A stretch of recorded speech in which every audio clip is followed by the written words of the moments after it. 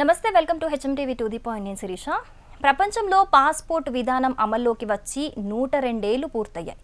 రాష్ట్రపతి నుంచి ప్రధానమంత్రి వరకు ప్రభుత్వ అధికారులు కూడా ఒక దేశం నుంచి మరో దేశానికి వెళ్లేటప్పుడు తప్పనిసరిగా పాస్పోర్ట్ను తీసుకెళ్లాలి. విదేశాలకు వెళ్లాలంటే పాస్పోర్ట్ అయితే తప్పనిసరి. అక్రమ వలసదారులను నిరోధించేందుకు 1920 నుంచి పాస్పోర్ట్ విధానం అమల్లోకి వచ్చింది. పాస్పోర్ట్ లాంటి వ్యవస్థను మొదటిసారిగా ఆమోదించింది యుఎస్ఏ. అప్పుడు లీగ్ ఆఫ్ నేషన్స్లో కూడా ఇది తీవ్రంగా చర్చించబడింది. 1924లో యునైటెడ్ స్టేట్స్ తన కొత్త పాస్పోర్ట్ విధానాన్ని మొదటిసారిగా ప్రారంభించింది. విదేశాలకు వెళ్లే వ్యక్తికి పాస్పోర్ట్ గుర్తింపు కార్డుగా మారింది. పాస్పోర్ట్లో ప్రయాణికుడి పేరు, చిరునామా, పౌరసత్వం, వయస్సు, సంతకం మరియు ఇతర సమాచారం ఉంటుంది. అయితే ముగ్గురికి ప్రపంచంలో ఏ మూలకు వెళ్లాలన్నా పాస్పోర్ట్ అవసరం లేదు. ఇంతకు ఆ ముగ్గురు వ్యక్తులు ఎవరు అని ఆలోచిస్తున్నారా? వారిలో ఒకరు బ్రిటన్ రాజు, జపాన్ రాజు మరియు రాణి. వీళ్ళు పాస్పోర్ట్ లేకుండా ప్రయాణించొచ్చు. చార్లెస్ బ్రిటన్ రాజు కావటానికి ముందు దివంగత క్వీన్ ఎలిజబెత్కు ఈ ప్రత్యేక హక్కు ఉంది.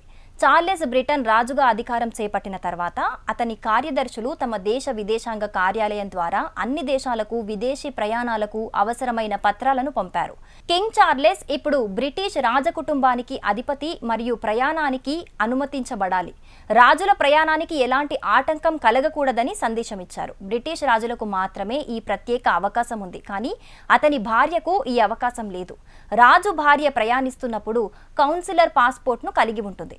కౌన్సిలర్ పాస్పోర్ట్ హోల్డర్లకు ప్రత్యేక శ్రద్ధ మరియు గౌరవం ఇవ్వబడతాయి. ఎలిజబెత్ రాణిగా ఉన్నప్పుడు ఈ పాస్పోర్టును కలిగి ఉండే అవకాశం ఉంది. ఆమె భర్త ప్రిన్స్ ఫిలిప్ దౌత్య పాస్పోర్ట్ పొందారు. ఈ గౌరవం రాజసింహాసనంపై కూర్చున్న వ్యక్తికి మాత్రమే ఉంటుంది. జపాన్ రాజు, రాణి కూడా ఈ ప్రత్యేక సదుపాయాన్ని పొందారు. ప్రస్తుత జపాన్ రాజు నరుహిటో మరియు భార్య మసాకో ఒవాటా పాస్పోర్ట్ లేకుండా ప్రయాణించవచ్చు. రాజు కూర్చున్న సీటు నుండి దిగే దేశానికి ప్రయాణిస్తున్నప్పుడు కాన్సులర్ పాస్పోర్టు తీసుకెళ్తారు. 1971లో విదేశీ వ్యవహారాల మంత్రిత్వ శాఖ ఈ ప్రత్యేక అధికారాన్ని ప్రారంభించింది. ఈ ముగ్గురు విదేశాలకు వెళితే జపాన్ విదేశాంగ మంత్రిత్వ శాఖ బ్రిటన్లోని కింగ్స్ సెక్రటేరియట్ ప్లాన్ కు సంబంధించిన సమాచారాన్ని ముందుగానే సంబంధిత దేశానికి పంపుతాయి.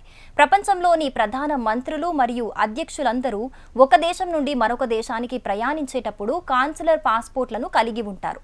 కాన్సులర్ పాస్పోర్ట్లను కలిగి ఉన్న నాయకులకు భద్రతా తనిఖీలు మరియు ఇతర తనిఖీల నుండి మినహాయింపు ఉంటుంది. భారతదేశంలో ఈ హోదాను ప్రధానమంత్రి, రాష్ట్రపతి మరియు ఉపరాష్ట్రపతి కలిగి ఉంటారు. భారతదేశం 3 రకాల పాస్పోర్ట్లను జారీ చేస్తుంది. సామాన్యులకు నీలిరంగు పాస్పోర్ట్ ఉంటాయి. ప్రభుత్వ ఉన్నతాధికారులు మరియు మంత్రుల అధికారిక పాస్పోర్ట్లు, దౌత్య పాస్పోర్ట్లు మెరూన్ రంగులో ఉంటాయి. 3వ అత్యంత ప్రత్యేక పాస్పోర్టు దేశ ప్రధానమంత్రి, రాష్ట్రపతి మరియు ఉపరాష్ట్రపతికి జారీ చేయబడుతుంది. For more interesting videos stay tuned to HMTV digital.